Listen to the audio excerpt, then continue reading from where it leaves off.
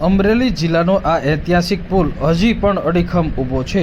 1955માં મુંબઈ રાજ્યના નાયબ પ્રધાન દ્વારા આ બ્રિજનું લોકાર્પણ કરવામાં આવ્યું હતું, પરંતુ આજે 70 વર્ષ એટલે કે 7 દશકા વયા ગયા છે, 7 દાયકા વહી ગયા છે, પરંતુ હજુ પણ આ બ્રિજ અડીખમ ઊભો છે। દેશ આઝાદ થયો ને ત્યારે અમરેલી જિલ્લાના 2-4 બ્રિજ હતા ને એમાંનો એક આ મોટામાં મોટો બ્રિજ છે, સાંકડો અને મોટો બ્રિજ છે। અને અત્યારે હાલમાં પીપાવા પોર્ટથી અંબાજી હાઈવે રોડ ગણાય છે, નેશનલ હાઈવે સાથે જોડાય છે। 70 વર્ષનો થઈ ગયો છે, પણ આ બ્રિજ જે 4-5 હતા એમાં ખૂબ મજબૂત બ્રિજ ગણાતો અને કંપની પણ સારી હતી જે બનાવવાવાળી। અત્યારે એવી કોઈ કંપની છે નહીં। 30 વર્ષમાં બ્રિજ બનાવેલા છે એ પણ અત્યારે હાલમાં નીચા પડી ગયા છે। અત્યારે સ્થિતિ તોય બ્રિજ સારો છે, ખાલી કંપારી લે છે, આપણને એવો ભય લાગે દુર્ઘટના થાય, પણ એવું છે નહીં। અમરેલી જિલ્લામાં હજુ પણ અનેક બ્રિજ પુલ અડીખમ ઊભા છે કે જે વર્ષો પહેલાં બનાવવામાં આવેલા છે, પરંતુ હજુ પણ એ કાંકરી ખરી નથી। આ જોઈ શકાય છે, આ બ્રિજ પીપાવાવ અંબાજી સ્ટેટ હાઈવેનો આ બ્રિજ છે, જે અમરેલીથી સાવરકુંડલા તરફ જતા અમરેલીથી 15 કિલોમીટરના અંતરે શેત્રુંજ નદી ઉપર બાંધવામાં આવેલો છે।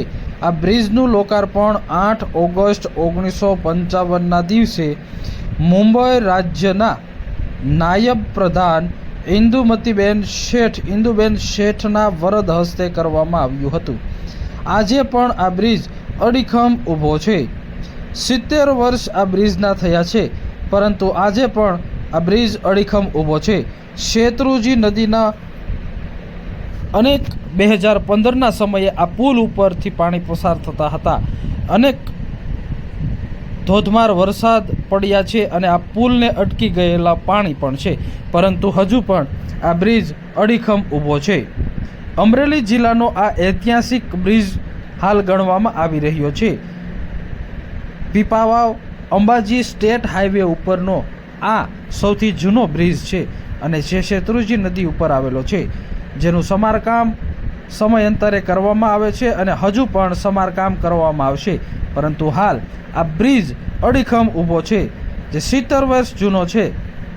અમરેલી જિલ્લામાં આવા અનેક બ્રિજ આવેલા છે કે જે હજુ પણ અડીખમ ઊભા છે।